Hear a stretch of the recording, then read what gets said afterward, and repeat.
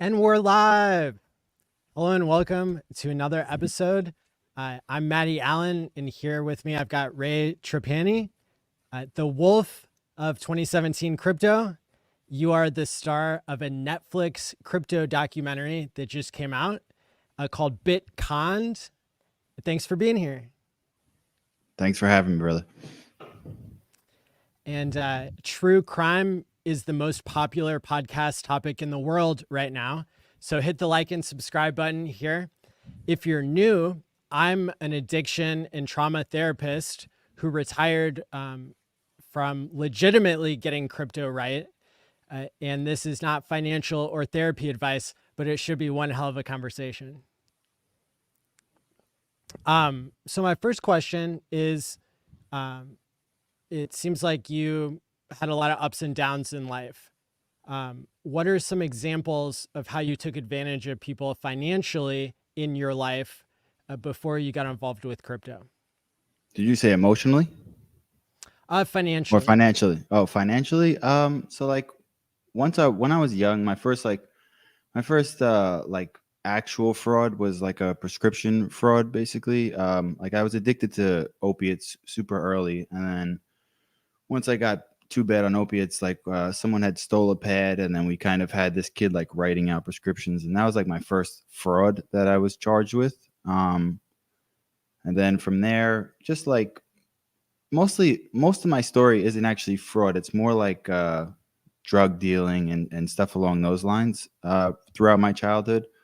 And and then that kind of just led into like sooner or later I get sober for a little bit. I work in construction. I'm like, I don't want to work in construction. I hate this job. I moved down to Florida. I opened up the car business with some money I had saved. And then there was like one other fraud, maybe like this Venmo scam that I figured out like how to manipulate the Venmo app to be able to transfer money without having money on the bank side. So the only person that really lost money on that was like the corporation of Venmo, which was felt better than doing it. Like even with the prescription thing, it wasn't really like a person that was getting hurt. It was like the corporation or the pharmaceutical companies, which I really don't even have a hard time saying that I did those scams because no one really even got hurt. Fuck those people. Mm-hmm. Oh, With totally. the Centra, if you want like Centratech, people lost a lot of money, and that's like where I have empathy for actual human beings that lost money. It's a little different story. Absolutely. So, life kind of threw at you a hand of cards that made it possible for you to make $30,000 a day from Venmo, and then you kind of rolled that into Miami Exotics. Um, Tell me a little bit about that. So yeah, like when I first moved down to Florida, I was basically it was actually like before I even officially moved down. I came down, I was still working, and I came down, I was just sitting on the balcony with my friend, and I like just downloaded the apps and I just like tried to transfer the money and it went through, and I was like, oh shit, like it just went through. Like I kind of just figured out whatever the max was, and then I just kept exploiting that little loophole until they fixed the app. That's pretty crazy. Yeah, yeah. um, That was like I was like, what the hell? How the hell does this app like allow that? And then all that would happen is just one side would get banned, essentially, right? Like the person sending the money would get banned, the other person would be able to cash it out, and then that person would cash out and then move that money out of that account, send the 3,000 to another person, and just on and on and on. yeah. So, if we go back to earlier in your life, in what ways did life scam you, or did you get taken advantage of when you were a child? Yeah, so like around the age 8, like my mother remarried, and then I had two stepbrothers that moved into the house, and then one stepbrother, like I was getting sexually abused from the age 8 to 12 by a stepbrother. And that's like where I I'm sorry to really hear just that. like, Yeah. thank you. Yeah. Then like that, like detached me because the issue with that was it wasn't even just about the sexual abuses that I thought my entire family knew the whole time. So that was like where I was basically like, this is like a sick world we live in. And I was just like, I'm going to get the Mhm. world back. So I had this like devil on my shoulder from that point on, because then by 12, I was already doing drugs. So like I was really just ready to just try to ruin the world from that point on. Uh-huh. And how long was it before you found out that your family didn't know? And like about 3 years ago, or like right after I got arrested, shortly after I went and got my KSAC, like a drug and alcohol certification to be, to help and like to go throughout the process. So like I was working with sexual abuse victims and drug abuse victims, like alongside a LCSW. Were you an LCSW? Similar, yeah, similar certification. Okay. Yeah. So basically, I was working alongside a LCSW, which is a therapist, and just through that process of hearing other people's stories, like I had to break down my trauma and try to resolve that for my own self, which helped me a lot, like helping other people and seeing. But like I noticed that the resentment that people had like was still eating them up in their later ages, right? 50, 60, and they were still Oh yeah. like being angry towards the world. And through that I like brought it to the attention of like my wife and actually my teacher, that was my teacher for the KSAC program. And he told me like to talk to my family because they're heavily into like the NAA type of programs. And Mm-hmm. that's when I brought it up. And then, you know, it seems that they never knew, right? So like, and I believe them on that. Like I just feel like my mom was working 60 hours a week in the ICU. I had no dad around. I don't know how they missed it, but they were, as I can only imagine being a single mom with 5 boys in a house. And my stepfather was around, but he was kind of just a drunk. And so like, sometimes you miss things, and it's a shame that it got missed, but whatever, it is what it is. And I was able to like kind of, remove those resentments and kind of move forward in life. Yeah. Yeah, my background was getting my master's in a clinical psychology program, and then pulled kind of like a different path in terms of I had started my PhD in neuroscience, but then I switched to working in a community mental health clinic, and I really liked working with real people who had real problems, who weren't just like having kind of rich people problems, basically. And Yep. and so I found like a huge calling working individually with people who are on Medicaid, who have lots of problems in life, in addition to, uh, just mental health problems, addiction problems. Trauma is a major component of a lot of really severe addiction problems. And so I was really enjoying that. And one of my favorite things was to teach group therapy because of how people could learn from each other. And so it sounds like you got a little bit of that yourself in terms of being able to take away some meaning and some skills from not only observing what you had gone through, but what other people were going through too. Yeah, absolutely. That's like the best way. Like that's why the NA and AA type of programs work so well, is because it's community based. Yeah, yeah, totally. And especially I would notice when people were in different stages of recovery and healing, that somebody who's new could look ahead kind of and see what worked for other people and draw some inspiration from that. And then the people who were farther along in healing, they could make sure that they wouldn't go back to their old ways because they would see how the new people were acting. So Mhm. it's yeah, good stuff. Um, so so it sounds like that's something you've done more recently in your life, but you didn't have those skills and that help when you were a child or when you were a teenager or young adult. Yeah, absolutely. Not at all. I moved out when I was like 16, and I kind of was just on like a rampage, this path of destruction from that age up until my arrest. And like once I got arrested, and I was like, I had like this kind of spiritual awakening type of feeling because I had like no withdrawals, and I was coming off so many drugs. Like during Centra, I was taking roughly like 25 Xanax a day, every single day. I was on Suboxone, which was for my former opiate habit that I had. So I was just like, if people watch lives from when I was on Centra, I don't know how anybody invested in that coin. I was literally like half asleep, like mumbling into the microphone, talking to people.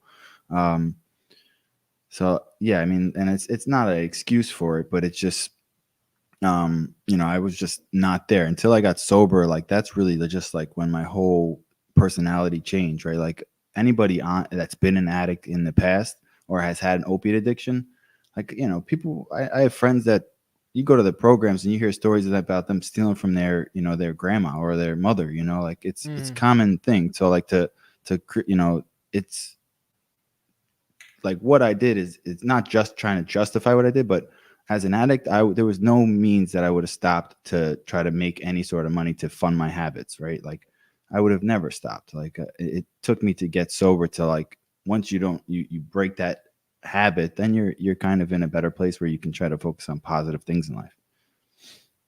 Yeah, when you were a kid and you had trauma, then drugs became the self medication that you had when you didn't have the other skills that you needed. It sounds like. Yeah, absolutely. Um, so uh, now, yeah. So bringing up the documentary and you like slurring your words on the phone. Uh, were those real recordings that Nathaniel Popper from the New York Times had, or were those Yeah, real. recreations? Yeah, those Oh, are real. wow. Okay. It seemed like that was the case. Um, but that's Yeah, interesting. yeah. A lot of the documentary, like I'm acting, right? Like it was like, you know, me Yeah. and the director, like we were like basically like we have to recreate my former self. So there's a lot of shots where like I'm like just basically it's like some of it's scripted and then also a lot of it is just like you're trying to basically talk as if you're your former self, you know, so like you're trying to put that across of like how the brain of like a full out criminal is working, but also do it live in person, which has really never been done before in these documentaries. A lot of times it's just other people talking about the criminal, but the fact that Mhm. like I had already pled guilty to all my charges, I was able to just fully speak about every single thing I ever done with just not holding back, but also like try to recreate those moments. So just people, it would draw people into like this villainish character, right? Yeah, and you played a really good villain. Yeah, I Um, mean that it's an intentional cautionary tale. yeah. So I mean, so a psychopath is somebody who goes through their entire life feeling like they're acting.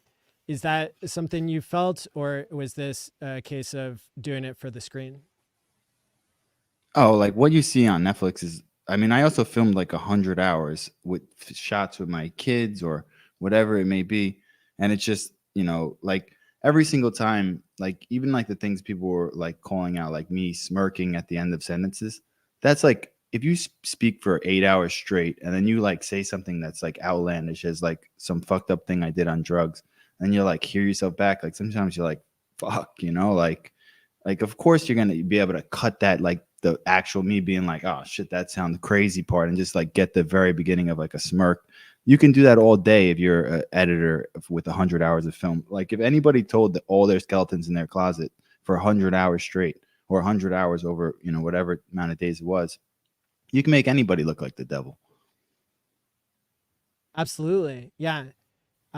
So do you think that Netflix exaggerated you as a scammer or as a villain? Um, it's like it's tough, right? Because like my old self was a big scammer, very villainous type of character, right? But there was also a lot of like trauma, but like even like the first line, right? I always want to be a criminal. This is like the easiest way to show the edit. I talked about childhood trauma for 2 hours, and my last sentence was like, "That's what led me into wanting to be a criminal," and it just cut. I always wanted to be a criminal. So if you can break that Mm. down, it's not anybody saying I just want. It's not like I walked in the room like I always wanted to be a criminal. You know, like no one, That's how no they one made it says that sound. shit. Yeah. Yeah, exactly. But Yeah. like, yeah, I was literally talking about like my grandfather and like believing that he was always in crime, and then like I had been sexually abused as a kid, and going on and on and on, and like trying to just fully tell my story just from top to bottom, and then like, you know, I did want to be a criminal. I wanted to like take over the world because of my traumas as a kid, and that's where they just took the clip. You know, I always wanted to be a criminal. Yeah. And I guess you said you had a favorite movie growing up yourself. Yeah, as a kid, my favorite movie was definitely Catch Me If You Can. I love that movie. That I guy, still love that movie. That's like one of the best movies ever. the guy who is the actual character that it was based off of, like does public speaking events and stuff. It's really interesting to hear his story It's too. not even true, his story. He lied. That he made up that whole Yeah. story. Like the whole story of Catch Me If You Can, he got in trouble for like writing one check and then wrote a whole crazy story on it. But it's a fantastic story, and I don't, it's a good movie. Yeah. And that's what you have to, like, a lot of times in when you're on film, you have to try to create something that's better, like you can't just be like that's what people don't understand is like if I would have just sat through the documentary just mugging it like, oh, I'm so sorry, like the crypto, I got in drugs and just moped my way through it, it would have sucked. It wouldn't even got done. The documentary would have never even happened.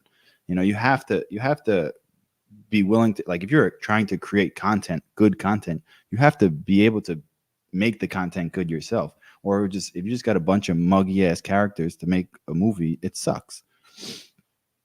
Yeah. Yeah. You need the drama there. Yeah. And so how would you say you're different now than when you were being portrayed in the documentary? Me now, I mean, I'm just like, I don't know if you've heard me on other podcasts. I'm just telling my story, and I have kids. I'm a father. I don't do anything shady, right? I'll never do another thing illegal ever in my life. I have 12 felonies. I have no chances left in life. I'm pretty much just gonna create content.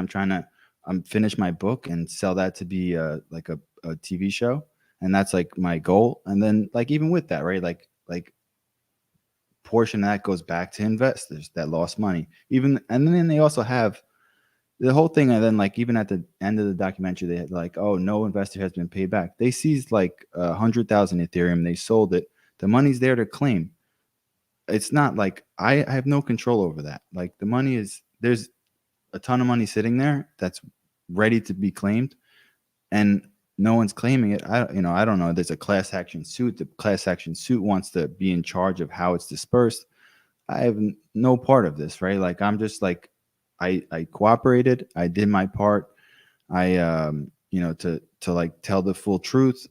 I did the documentary. I'm just basically trying to live my life and move on in my life and become like a better person. There's only so much somebody could do, right? Like I pay basically a percentage of every penny that I make in life back towards restitution. That's the legal responsibility that the court tells me to pay. And that's basically, how it works. Definitely. Yeah, definitely. That I kind of want to come back to that in a little bit about the 100,000 Ethereum.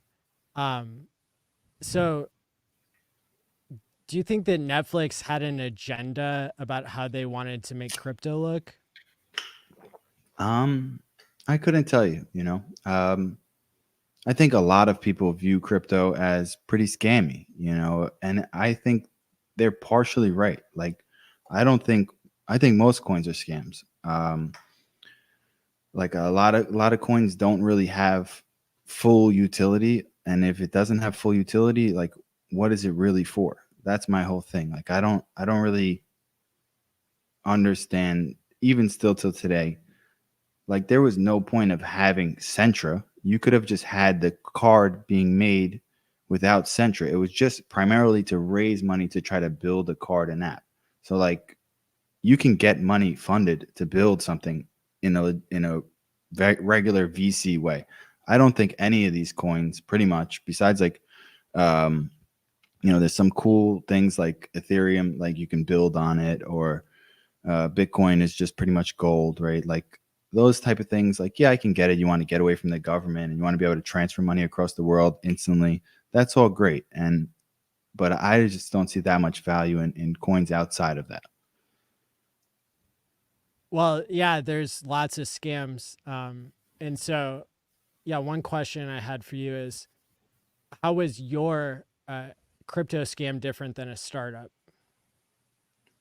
Different than a what? Than a startup? Than a startup, yeah.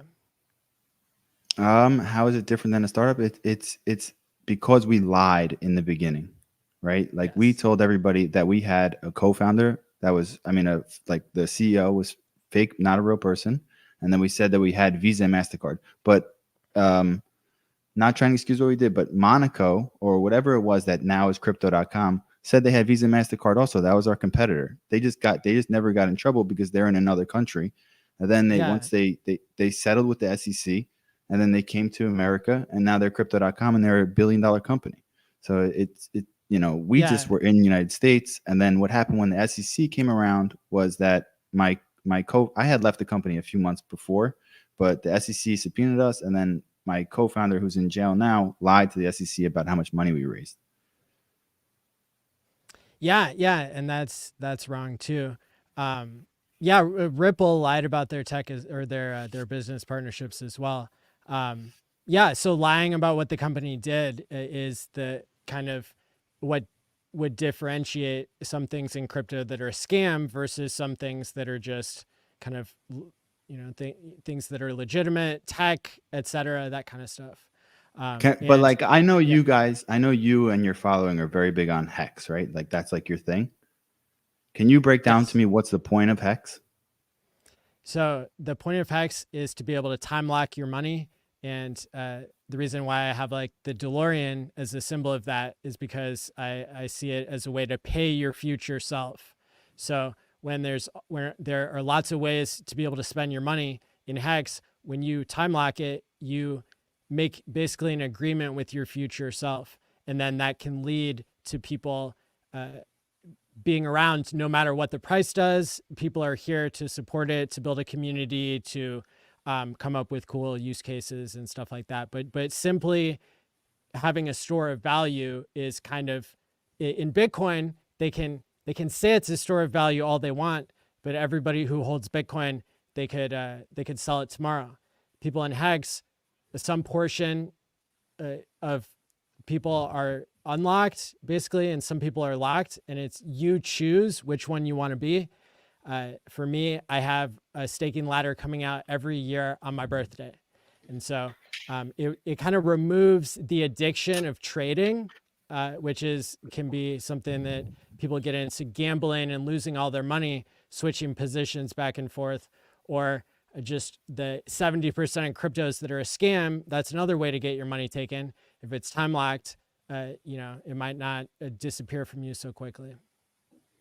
So, but is there any use case for Hex besides time locking? Like, you're an early staker essentially, right? You're an early, and then you stake, and now you profit because as you stake, more Hex coins are awarded to you because you're staking for a certain amount of time, correct?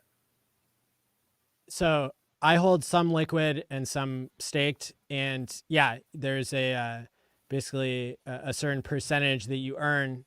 The longer you lock, the more coins you get from the inflation that's being paid by the people who can sell the price right now.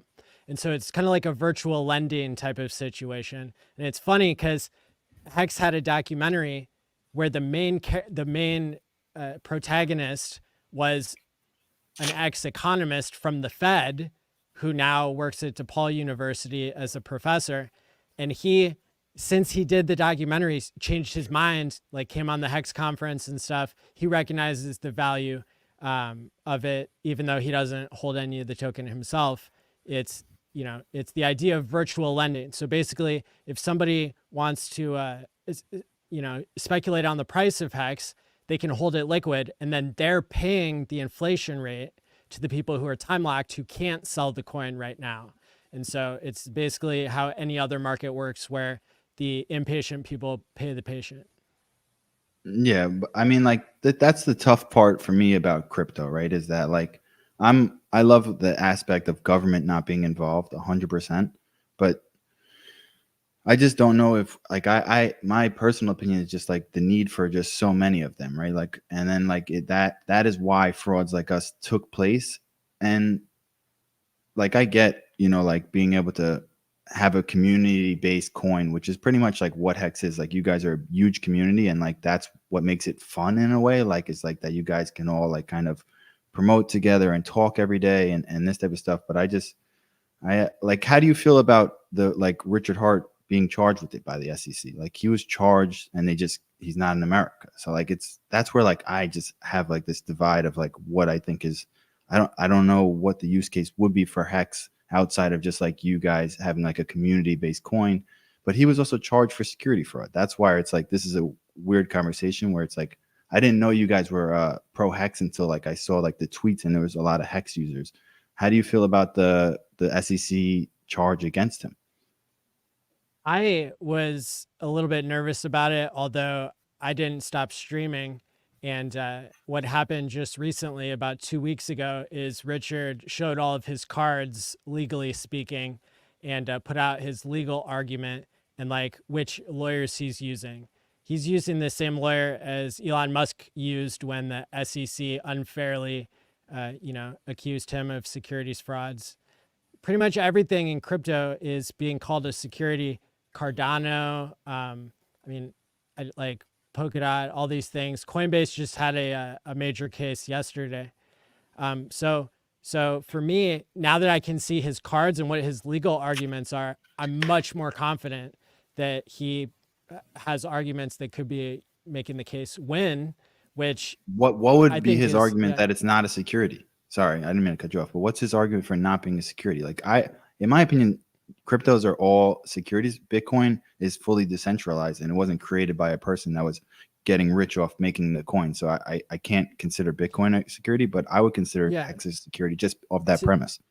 to have a security, and this is being argued in federal court, the SEC has lost 4 out of 5 major crypto cases recently.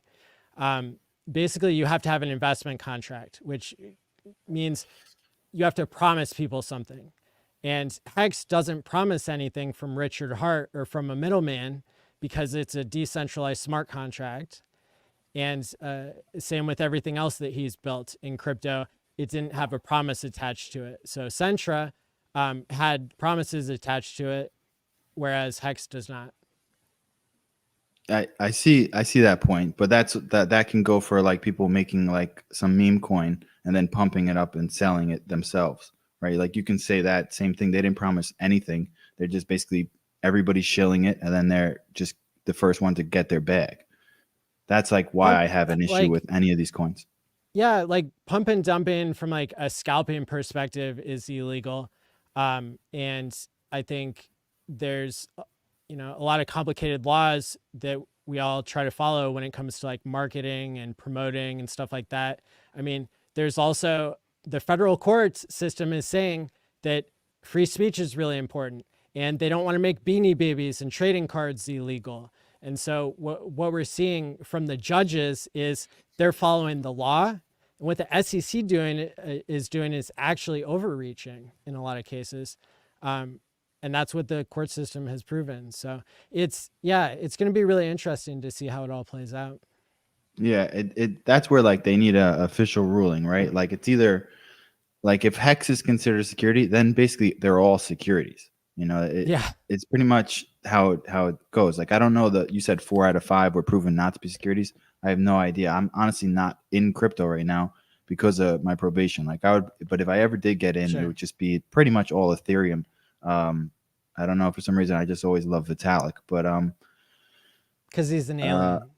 yeah, that I actually said that on the Jason Derulo podcast. I was trying to tell them, I was like, if you're gonna trust somebody, that fucking guy is an alien. That's the one to trust. That's exactly what I said. That's pretty funny.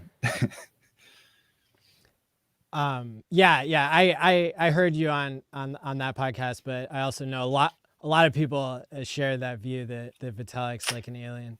Um, yeah. I think that it's really interesting too because of crypto's volatility, how people can think it's a scam when really, Amazon dropped 94% in its early days. Like something can have a lot of volatility and not be a scam. Again, it goes back to like Absolutely. whether people are like having expectations of the work of others, whether you're being promised something that isn't true versus promised something that's like on the blockchain. I think, I mean, it's really interesting. Bitcoin has 5 developers and they get paid Yeah. from a foundation and people donate to the foundation. So that seems like something that isn't getting updated like a security, like a company would be. But yeah, but like Hex doesn't need a team of developers because we don't have any consensus code to maintain. All the code is just locked in the smart contract of Ethereum. So Yeah. um, it, Yeah, it'll be interesting to see how it all plays out. But actually, the other point that I kind of just thought of today in preparing for our discussion is that it seems like crypto people call each other scammers if they just come out with a different kind of tech, like a new thing that actually works. So like when Ethereum came out, all the Bitcoiners called people in Ethereum scammers, be- just because it wasn't proven yet, even though it was a good idea and it did end up succeeding. It was like uh, you had to basically they were stealing part of the Bitcoin audience. And the same thing happened with Hex too, where people in Bitcoin and Ethereum, there were a lot of reasons that they wanted to call Hex a scam, but one of the reasons was because I used to be just a core Bitcoiner, and then I started being interested in newer things, and so Mm. yeah, so I think like the public, they get this perception of crypto as like all of crypto is a scam because it's too good to be true, or uh, people are profiting from things that aren't legitimate. But I think that there are rare cases of things that are having utility and legal and not a scam in crypto. Yeah, fair enough. I mean, like my whole worry with like I didn't the hex thing, I don't mean to try to be like rude or press you on it too much, but Go like ahead. I had people like with Centra, right, that like I was basically giving Centra coins, right, and they were promoting Centra to like the craziest max, right? I had hundreds of people doing that basically.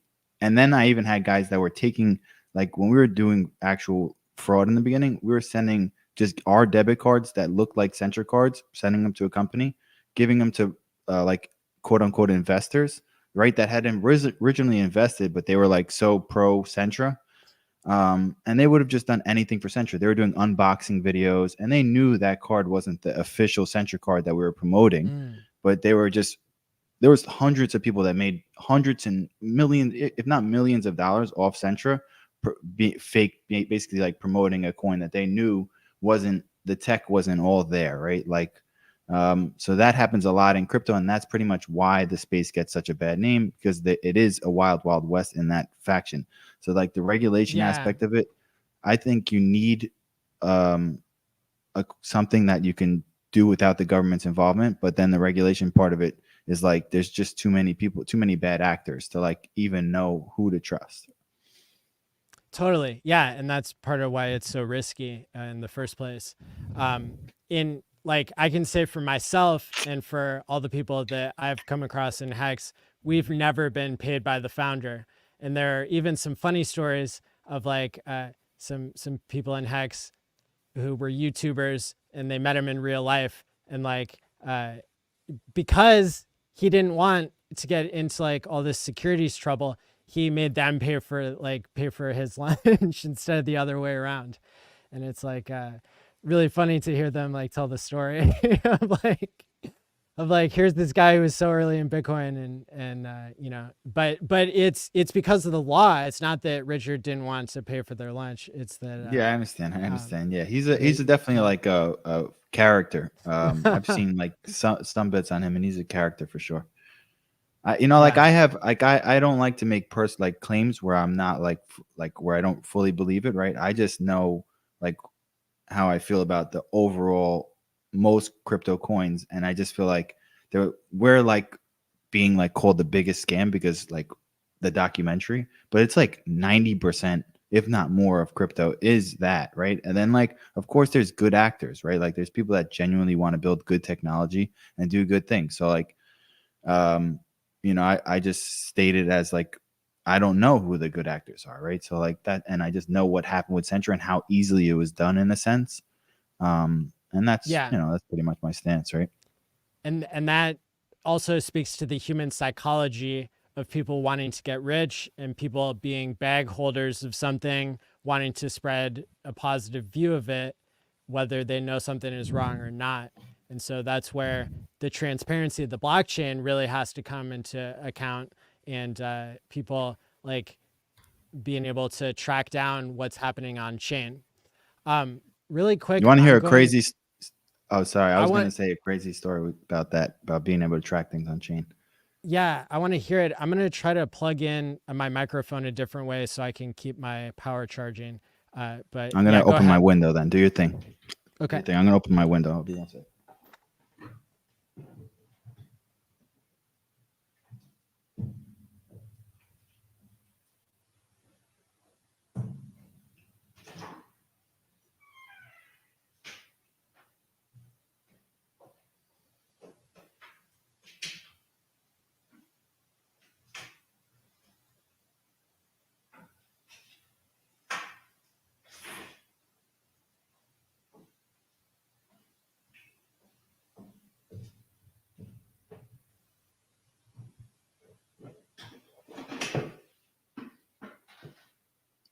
Hey, what's going on? All right. Can you still hear me okay? I hear you fine. Yeah, perfectly. Exactly Perfect. the same. Yeah. So now I'm actually in the process, because you have a bunch of people in crypto. I'm working with that guy. I reached out to that guy, Zach XPTs, whatever how it is. I don't know his Oh name, yeah. but you know what I'm talking about. Yeah. Because I stated that we raised 200,000 Ethereum, and that's how much we raised. We raised 200,000 Ethereum. Some people invested Bitcoin. There was more than 200,000 Ethereum raised. And then now I'm getting sued by like my former co-founders saying because um, they basically were saying that we only raised 100,000. So now basically just off the bat, like the first wallet address that we had was already proven that we raised 168,000 Ethereum in that wallet. There's a ton of money that's still out there that I don't have, right? Like Mm. they can search. I want them to find who actually has it, and they found basically about like another 90,000 Ethereum went to um, the 100,000 that was sold by the FBI went to Kraken, and then the rest of it went to Gemini. And I'm hoping the truth comes out, right? Like in the end of this, like I know I was the villain and like look like the scumbag out of the three of us, but I don't have that money, and it's out there.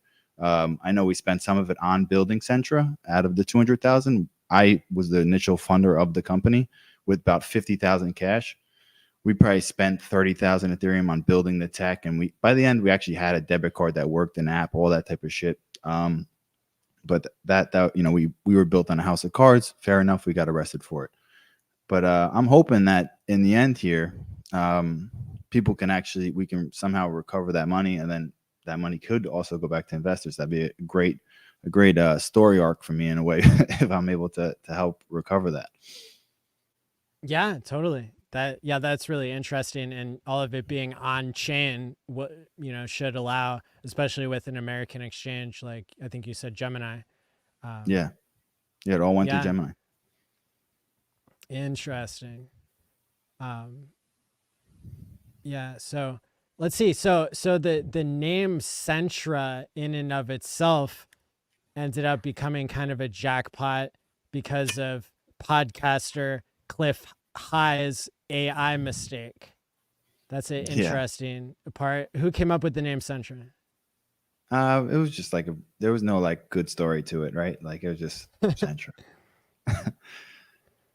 And then somehow he had an AI tool, and this was like way before the modern AI tools that everybody knows about today. But apparently he overlapped it with the name of a real bank or something, Yeah, and it's sent it's it's sent a sad for bunch of people Centra. your way. Yeah, it's sad for Cliff High because that happened, and then like he basically shit on my partner in that interview. He looked me like, and he called out every single thing that he knew was wrong, right? And then all publicity sometimes is good publicity, like good, bad. More after that interview happened, you'd think the people that invested because of him would sell. More people invested. It was like then it just became just a shitstorm of no matter what people said about us, more people invested. Of course, then like down the line, he ended up trying to like help us actually build the tech once we were like developing into like a real company.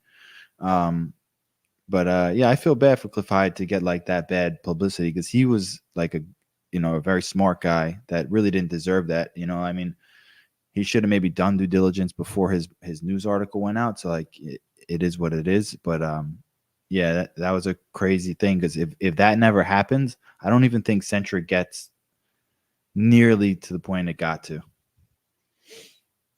Yeah, that's really interesting, and how I guess, your experience with like kind of bribing or paying off YouTubers who would start to tell the truth and then take it back down. And even with him, like he was trying to help you create legitimate tech, but you guys were paying him lots of money after he said something bad about you. That's kind of interesting Yeah. experience. Yeah, I mean It that's kind like of, that's yeah. the greed of American, like that's American greed, right? Like capitalism is just that's just built into it in a way. I mean, I think people who like had enough escape velocity to be YouTubers and to not sell out, I think are people who have made enough money from just buying and holding long term, and then that kind of outweighs the risk of putting yourself out there and just kind of speaking truth to power and that kind of stuff. But it's definitely an exception compared to the rule. Um, I I can show here. This is a picture of me at Bitcoin Miami, and I was dressed up like a wizard because Eric Wall was out there making a statement about Bitcoin, and he's like, I guess, one of the good ones in terms of like not taking sponsorships and stuff. But Mhm. Altcoin Daily, I made sure he wouldn't be in the picture with us because he like literally just gets paid to shill altcoins. And actually, Ben Armstrong is also kind of a scammer too, They're all in that scammers, those sense. Yeah, guys. Those guys are yeah, all scammers. Even yeah. like to get listed on exchanges, we just paid to get listed on Binance, right? We paid $100,000 and Binance listed us. I got to close the window. I'm sorry, it's freezing now. Sure.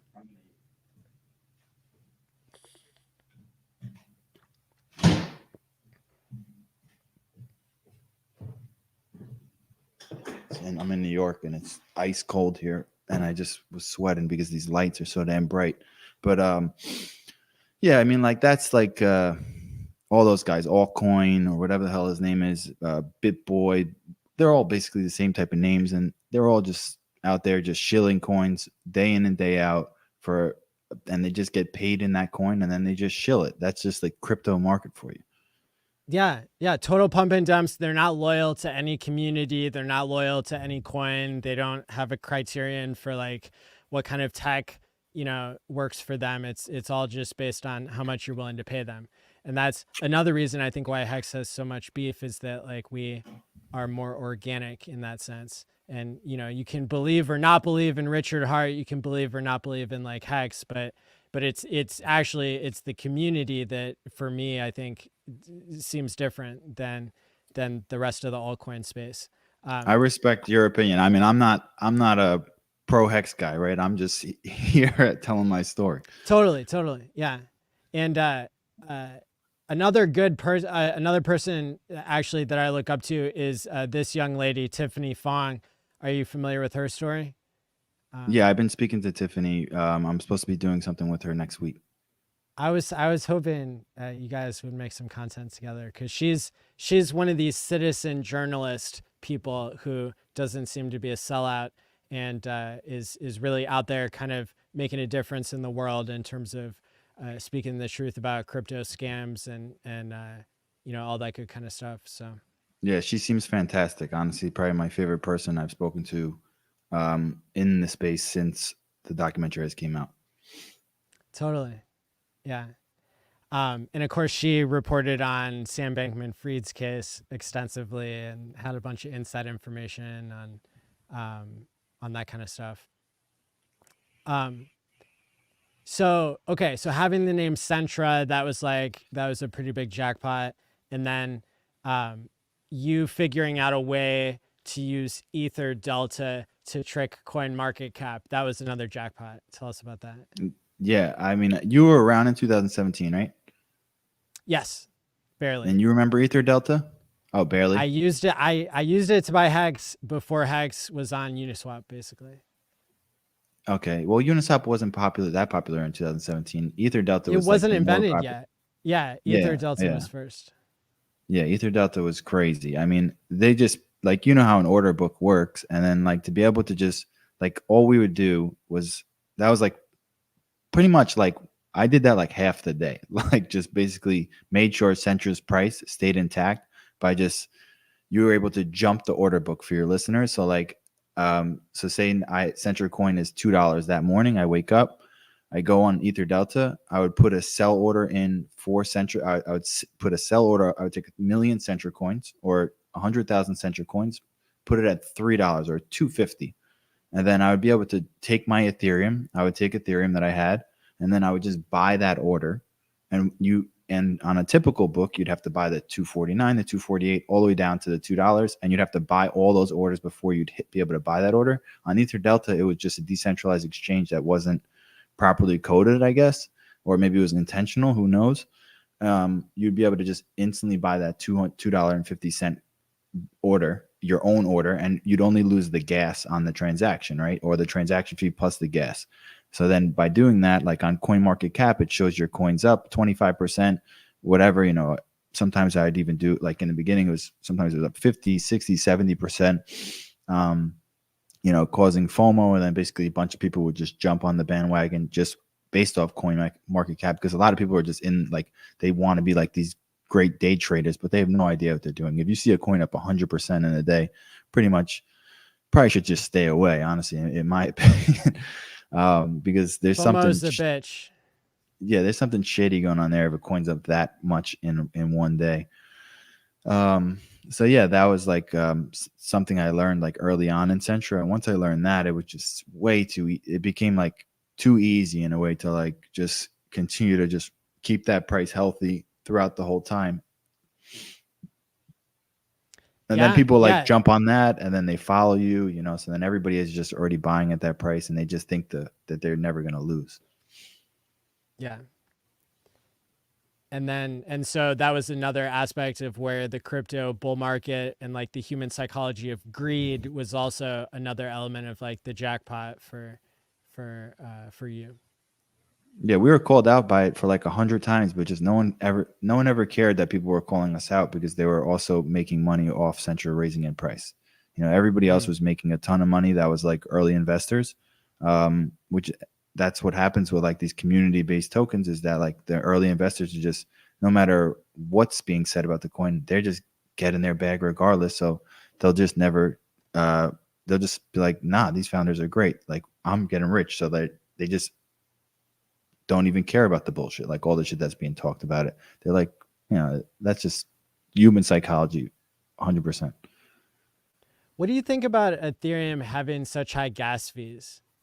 Do you think that's a case where the early holders are like being dumb about making it more accessible for people, or? I think I know where you're going with this, but yeah, I think that's like a definitely a needed thing in the crypto space, is to be able to transact a large sums of money for minimal gas fees, right? Like if not, like you might as well just go back to fiat currency.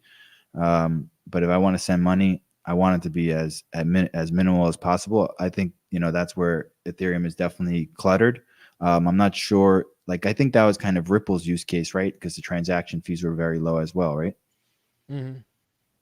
They were, partnering with banks, which doesn't seem very crypto centric to like remove middlemen if you're going to partner with the banks. But I mean, I think at the end of the day, people in crypto need to separate the ideas of like having an on and off ramp with like what is true DeFi or what is crypto basically something without a middleman involved. And that's what Bitcoin is. That's what Ethereum is.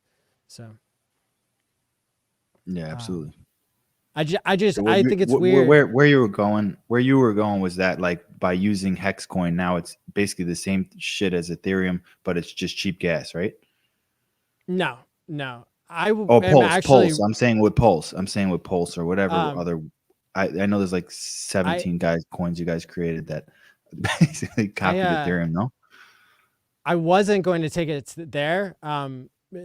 Because I actually am just interested in like why Ethereum has had high gas fees since 2019. And like, it's even during the bear market when few people were using it, it was like, why don't they fix that is like my question. Is like, maybe it's because the early holders, they would lose their store of value, because if you fix gas fees, then people don't have to spend as much dollars to transact on the network, and that's part of what makes Ethereum valuable.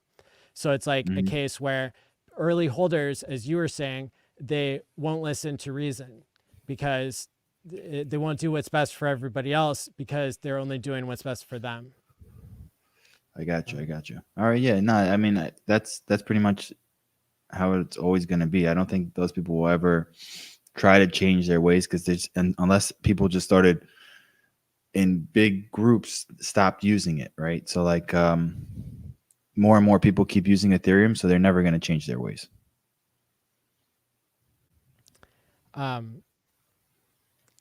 Another thing I put together from the documentary, which I'm not sure, if this is true or not, but it seems like you guys hit the jackpot with the Cliff High article.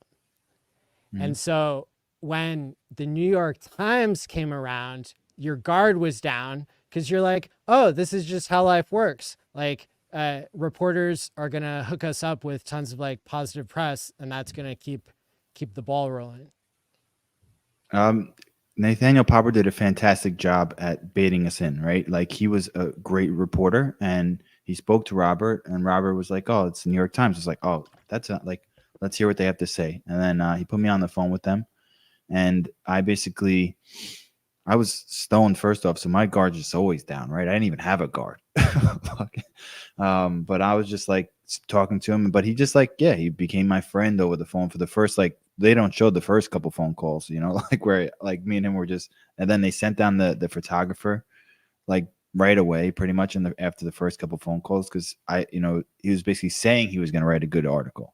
And then once the photographer already came, he already knew from day one that we were a fraud, that he was never believed us that we were not a fraud, right? He just didn't say anything along those lines until after the fact. And then he recorded all those phone calls that were in the documentary where he just basically calls us out on every single thing possible. And I'm just like, I can't answer those questions. And that's how that went.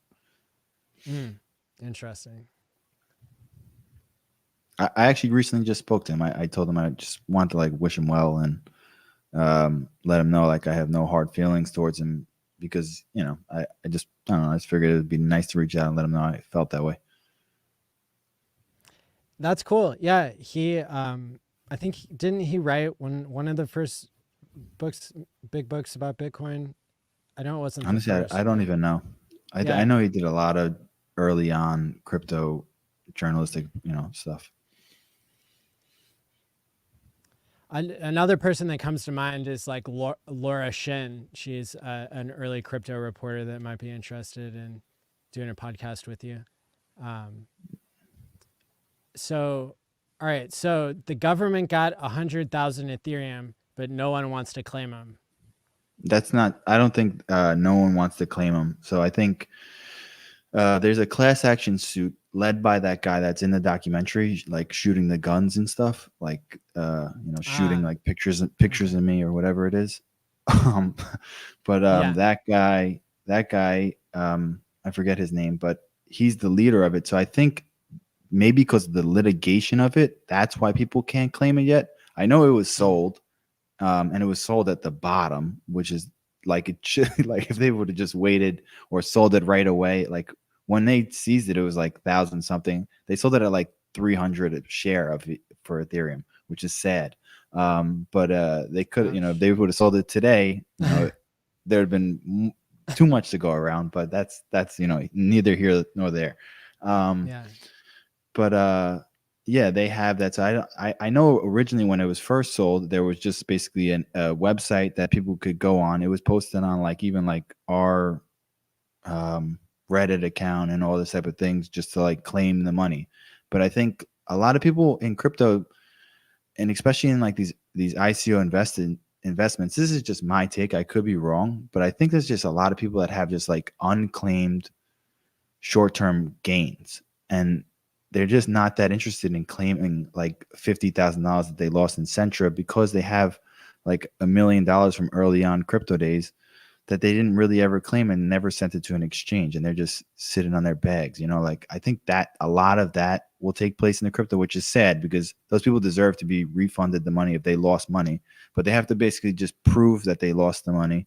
And I think that becomes a little bit weird in the crypto space because of certain things like short-term gains and not reporting to the IRS and whatnot. That's a good theory for sure.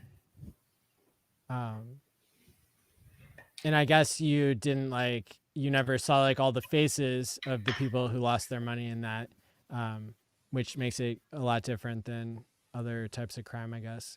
Yeah, that's one thing I was saying. Like in the documentary, it's like, oh, I have to try to feel bad for these guys in Korea. Like I'm just blowing it off. Like I have no empathy. Like I was trying to get across the point of, I never met any of that. Like it's so much. And this is actually a point the judge actually stated in the sentencing of Sam Sharma, but it like kind of hit me in a way, because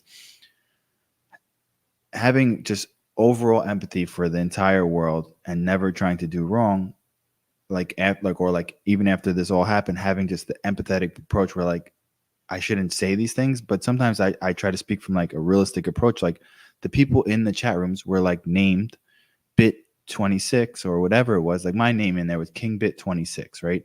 It was a guy like that, King Bit26, with a picture of a dog, and that's who invested in the coin. And it was just, or a picture of a fish or whatever the hell it was.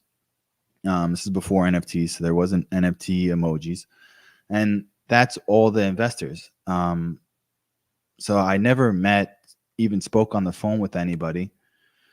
And I think it made it harder to have as much empathy because I never felt the person. Like you can, if I spoke to you and I was pitching you something and I knew I was scamming you, I know for a fact I would have more empathy for your losses than I do in that crypto space, where it's like it's like a fish that's named like some wacky ass name, and that's like kind of, I was just trying to get across a point, and I maybe it doesn't ring home with everybody, but I definitely feel that like it made it harder to have as much empathy in that case, because like I just, like once I see the guy in the TV that has, that's shooting the gun or whatever, the military guy, I can feel that guy's pain and I feel bad for him, and like seeing his frustration, and I feel bad for that guy, right? Like that's totally different than like, I think that's like putting a face to the person without actually having the face is like a battle where like I was trying to work on when I was talking through it with Netflix, and they just cut it in a weird way,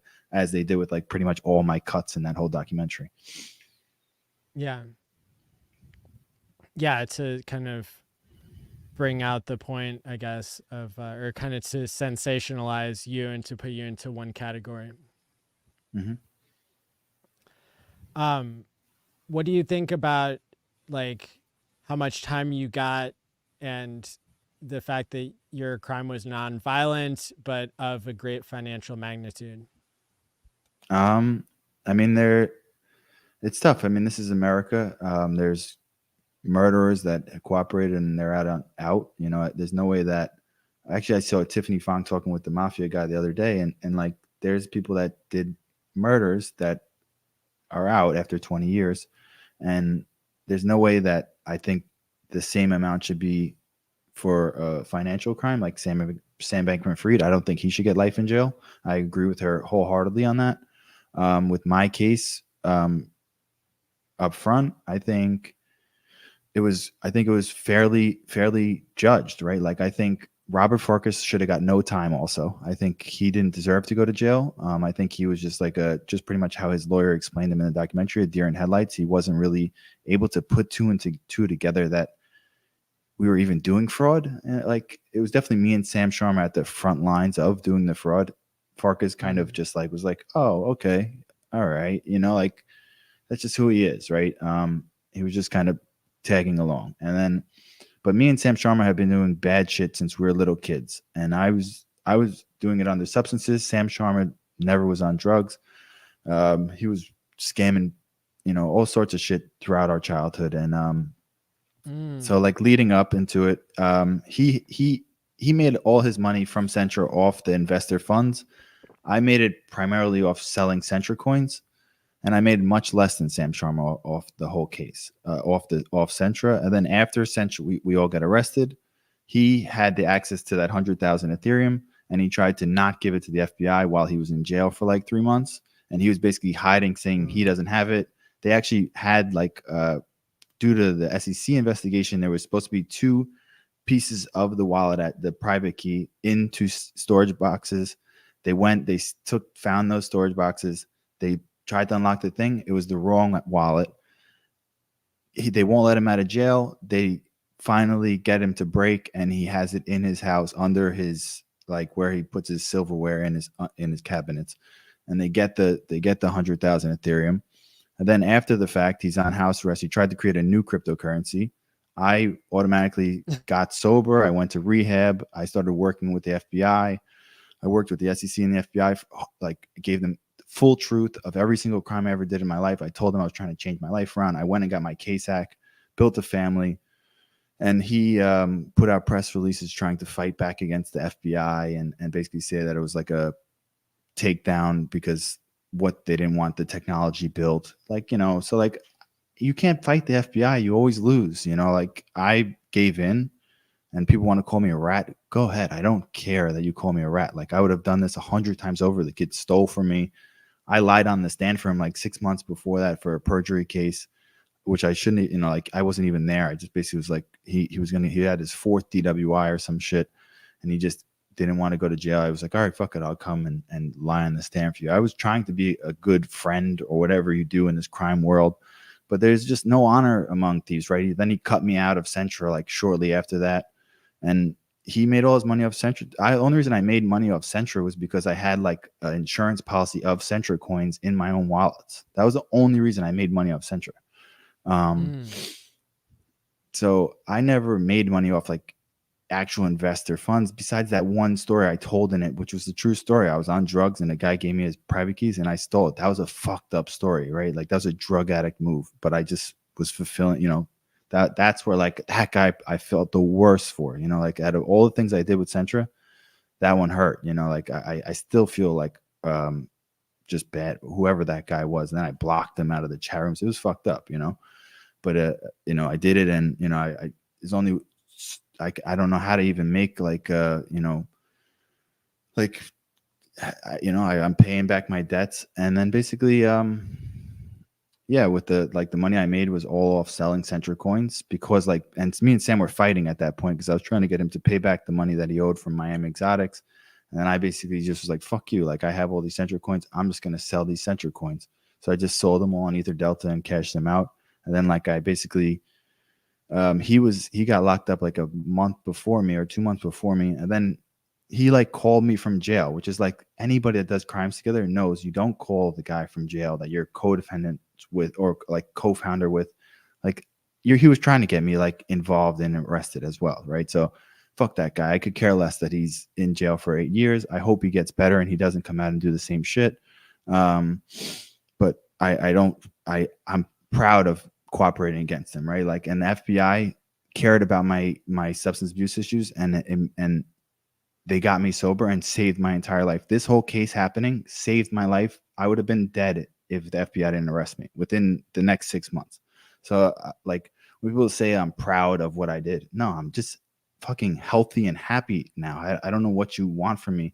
I'm not going to cry the rest of my life. Like, I literally try to just do the right thing and have kids and build a family and do legitimate, whatever it is moving forward, just do something legitimate with my life. So like, yeah, I am happy.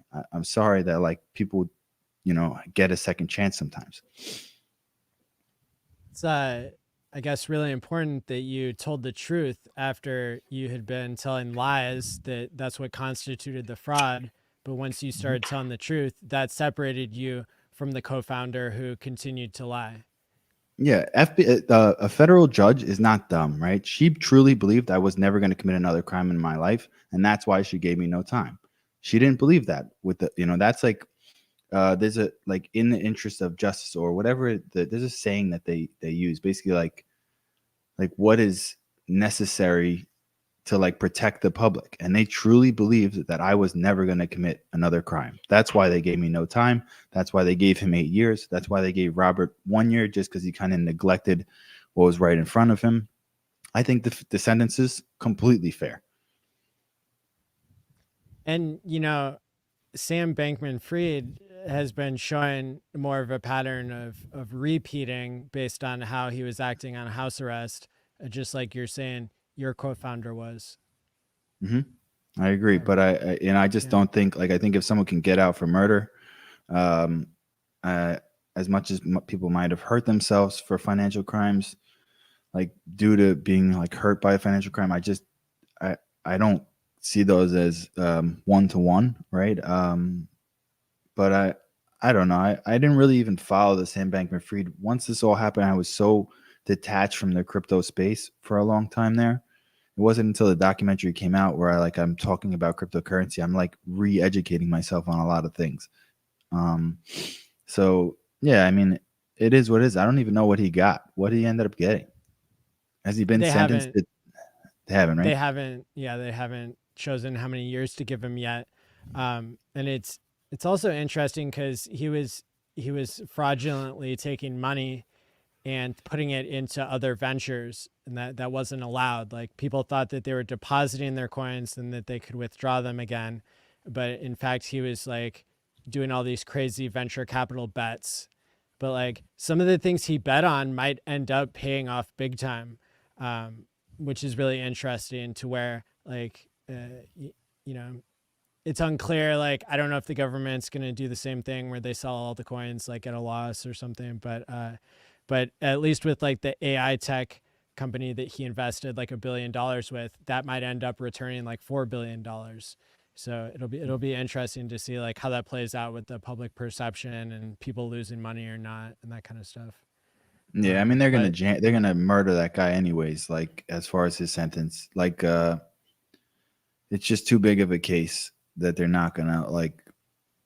He's I mean 20 years for anybody is insane amount of jail time. And it's just like it's not even across the line of like a guy that sold a bunch of weed shouldn't get 20 years. I'm super liberal on that approach of like how much jail time, and I've been blessed in a sense of like having favorable judges and good lawyers. So like I just I don't know. Like everybody can have different opinions. People can debate that shit all day. I think he doesn't deserve as much time as they're talking about. do you have a favorite law out of the 48 laws of power? The law that I wrote, that's like there's a couple that like I really when I read that book, and like even like the not outshining the master, that was me with Sam Sharma the whole time with Sentra.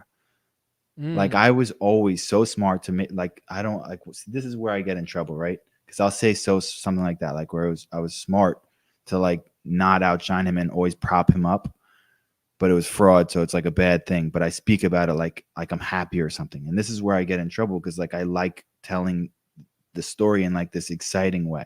But I always did that with him, right? Like I was just always just like he's the boss. Let him, like be the leader, talk to talk, and I'm just gonna like just collect my bag, right? Like that's like how I was throughout the thing. But the law that I read that I posted the other day about it's pretty much just all publicity is good publicity, right? Like I knew doing the Netflix documentary that I was going to get a ton of bad press. I knew 100% telling my story. There was always going to be a ton of people that hated me, but I knew there would be that silver lining, right? Where there's just a group of people that want to hear the rest of my story and hear what I have to say because of that massive exposure from Netflix. And I think through telling my story over and over, even in this conversation to your viewers, the comments before this Twitter approach, I mean, like on your Twitter, where a lot of them were like, fuck this guy. This guy's a scumbag, right? Like about me.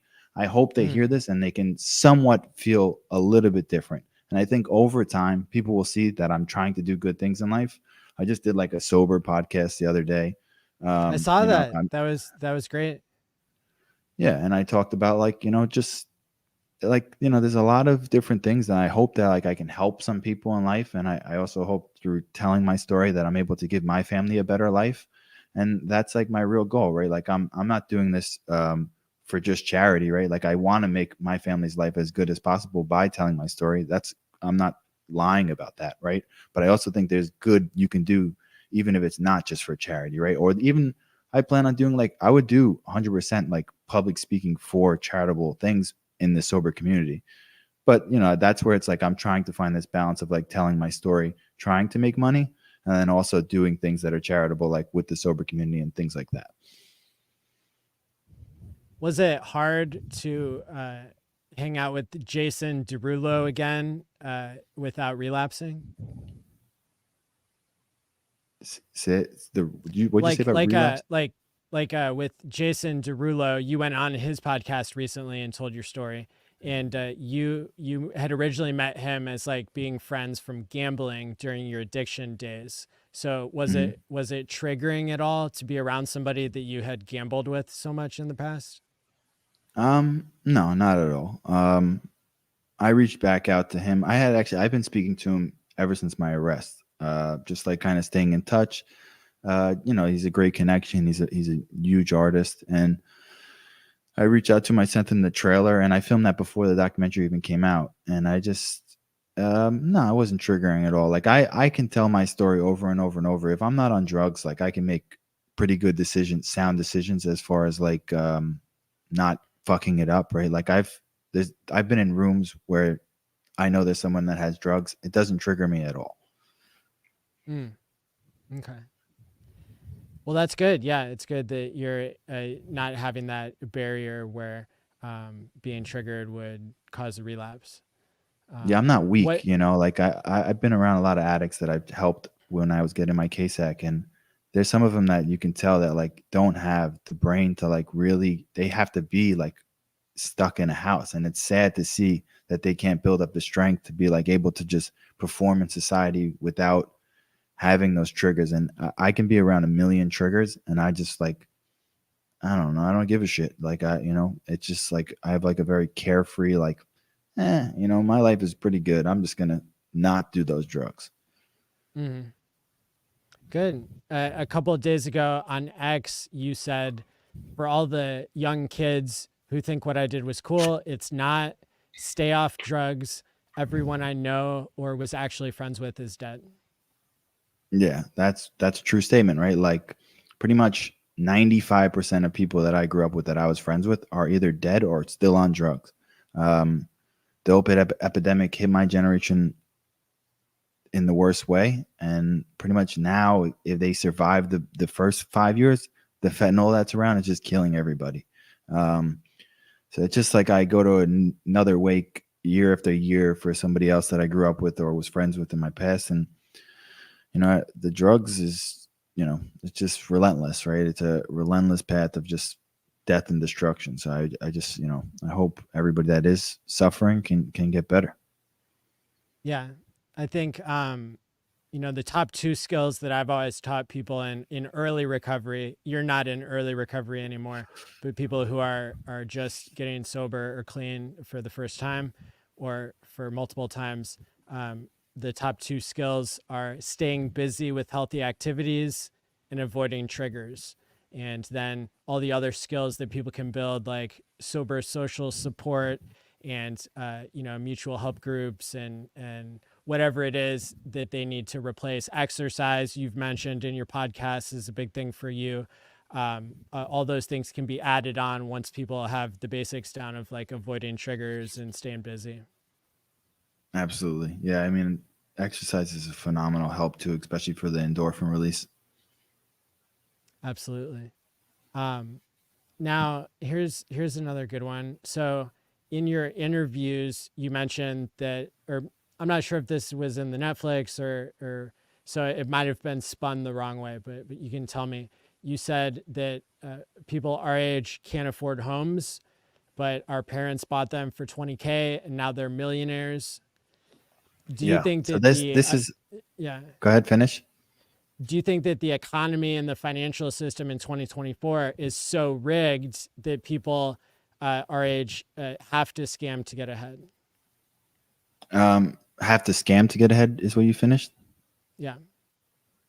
So yeah, I mean, it's I was talking for like 2 hours there about just the current financial system. And it's like, the boomers just own all the houses, or big corporations like BlackRock.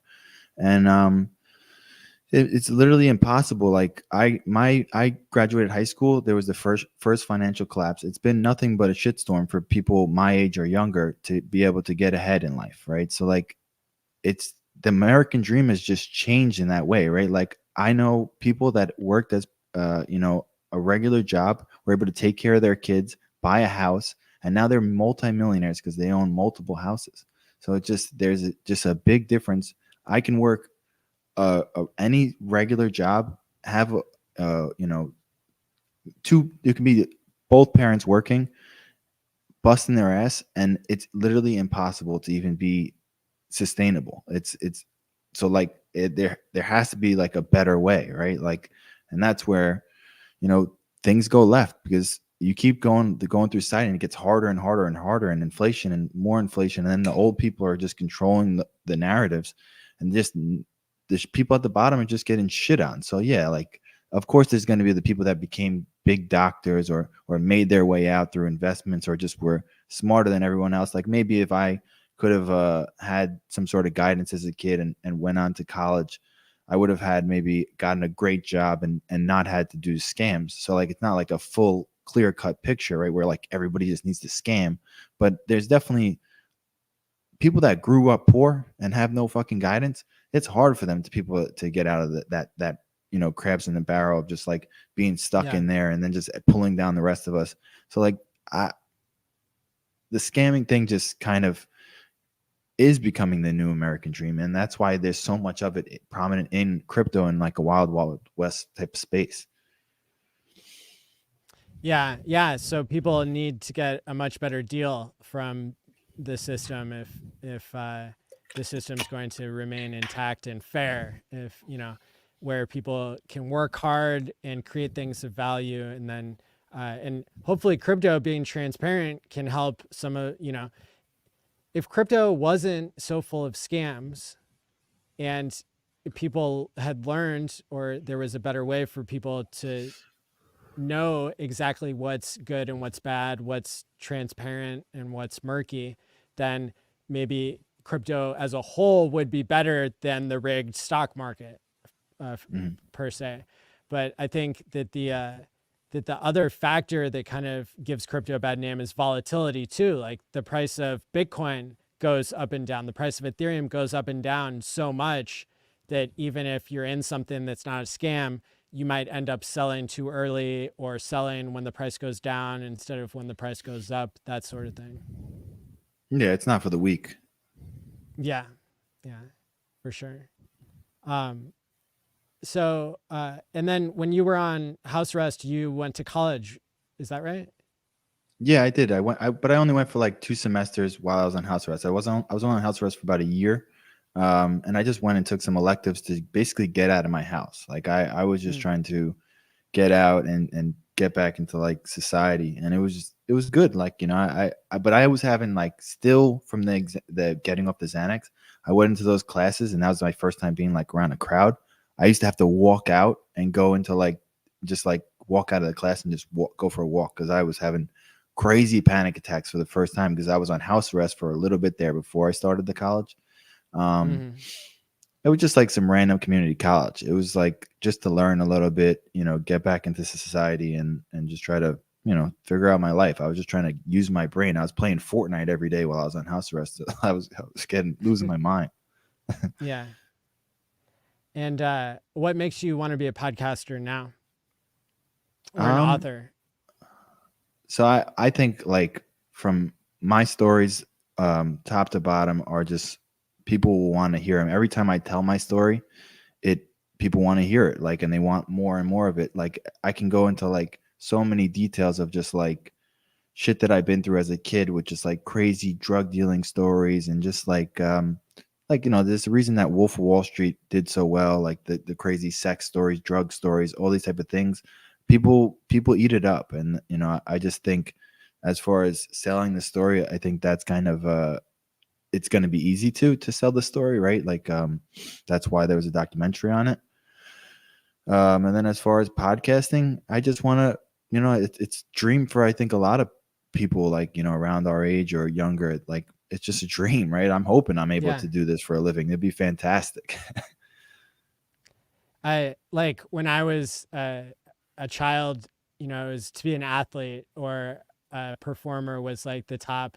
And now I see, uh, like for kids that age who are in grade school, on the top of the list is being a YouTuber. uh-huh. I don't blame them. That's It's cool. pretty cool living. I mean, it's harder than people make it out to be, but people don't see like the hard work that some of these kids do to get to the top. I mean, some of the viral shit is tough. Like I've even had it kind of tough with that, like where like I think people, especially after seeing the documentary, are just expecting me to just say some fucking outlandish, rude thing to every single person, and I just don't have it in me really anymore. Like I struggle with that. Unless I Uh, feel very passionate about it. So like I think there's a lot of these young kids that are just doing this, like, these live streamer guys. I don't know if you follow any of that, but it's tough to compete with some of the virality of some of these what people. are they doing? Like people who are like stealing merchandise or something? Like what? They'll just like go into a mall and be like, go fuck yourself. And they have a big security guard with them. It's Huh. ridiculous. It seems pretty outrageous. Yeah. But definitely in the financial podcast world, I've seen like the All In podcast. Those are like four guys who got together. They started the same week I did, which was like 165 weeks ago. But for me, it's been just being consistent, and I guess it helps that so many people are time locked in Hex alongside me.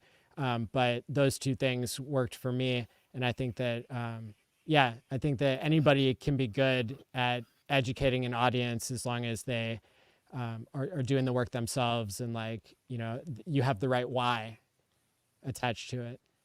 So Yeah, and I have like I think enough knowledge as far as like the businesses that I have ran to just give young kids some sort of uh, vision of how to go about it the right way, right? Like to use me as the caution as far as like what I did with other things, and like I don't want to go down the route of like being the next Jordan Belfort sale, like telling everybody how to do sales. That's just not my thing anymore. I don't want to be like the slimy, still trying to be a salesman after I just got away with like got no jail time for like a big scam. I kind of want to be able to just like I think I do have a lot of business advice that I could help people with. Like Miami Exotics was extremely successful, but we were just all degenerates spending all the money.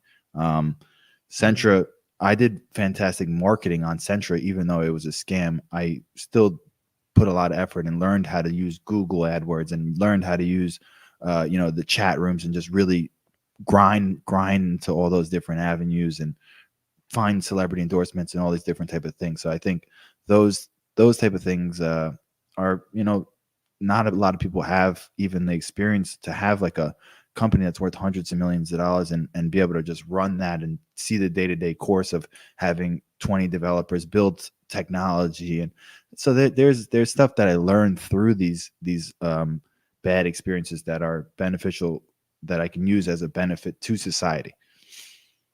yeah, it'll be interesting to see how your story progresses. Um, for people who are interested, um, I would definitely recommend for people to check out your crypto documentary.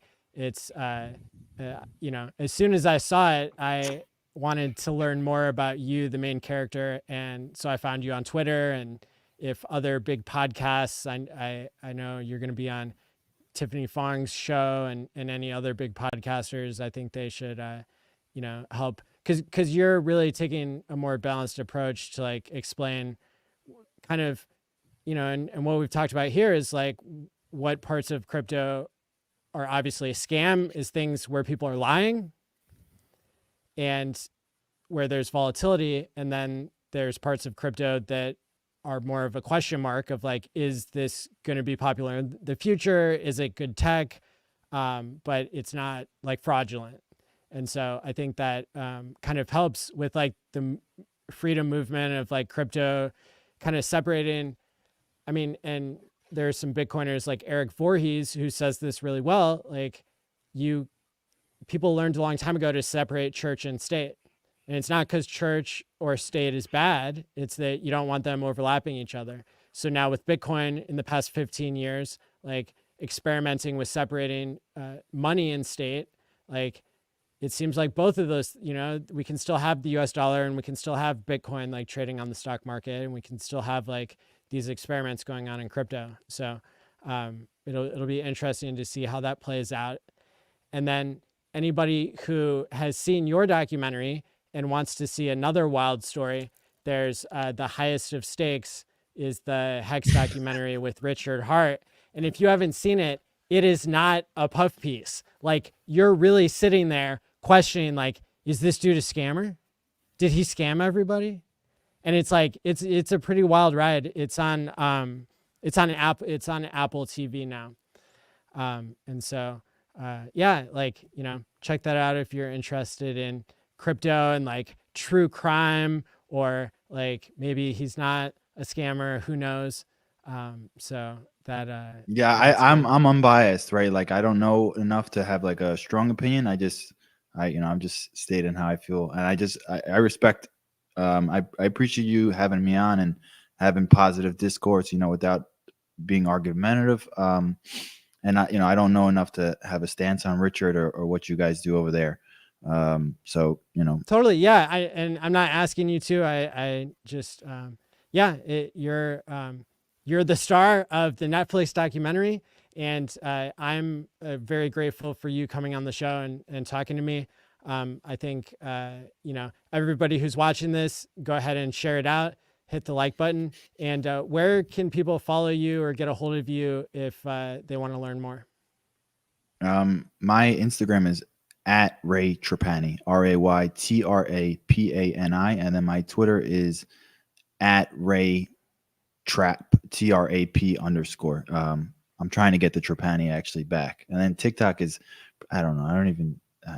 I'm a boomer, so I don't really even know. But it's Ray _Trapani, I believe. But it's all on my Instagram. Everything's in my link tree, and those are like the correct links. So I just want everybody to go to Instagram pretty much. Perfect. And I've got all that stuff linked in the YouTube description below. So yeah, thanks again for coming on the show. I'm going to do a quick outro here, and then I'll be able to talk to you for a second backstage. Sounds good. All right. Thanks. I'm just going to close the window. I'll be right back. Yep. It's from Mati Allin of Hex Therapy Live. I like Mati. Mati tries to make the world a healthier place. He's a mental health professional. He's done research. Videos on sudden wealth syndrome. There's nothing that a human being can do better than try and heal his fellow man. Mati Allin's got that covered.